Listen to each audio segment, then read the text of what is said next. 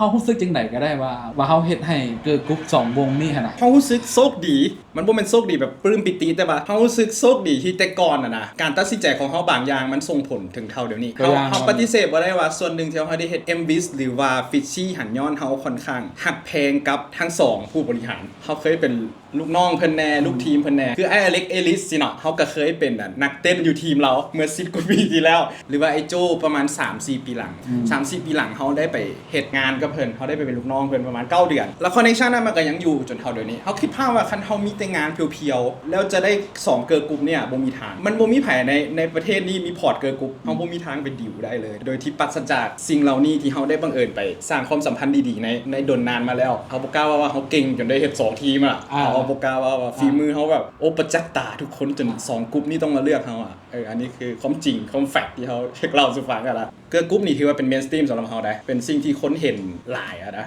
ที่เฮาเฮ็ดฟิชชี่นี่แม่นส่วนหนึ่งเฮาอยากเฮ็ดแต่ส่วนหนึ่งเฮาอยากพิสูจน์ฝีมือว่าบอสหรือไอ้โจเห็นว่าเฮาเฮ็ดเกิร์ลกรุ๊ปพอได้เด้อให้เฮาลองเฮ็ดแน่อันนี้เขาว่าผ่านซูโม่ไปก็เลยกลายเป็นว่าได้เห็ดทั้ง2รู้สึกว่าส่วนผสมที่กลมกล่อมสุดมันเพลงที่2ของฟิชชี่ที่เขามีประสบการณ์มาแล้ว2งานแล้วรู้สึกว่าเขาทายแค่นี้พอแล้วเขาจับใส่แค่นี้พอแล้วเขามีแค่นี้พอแล้ว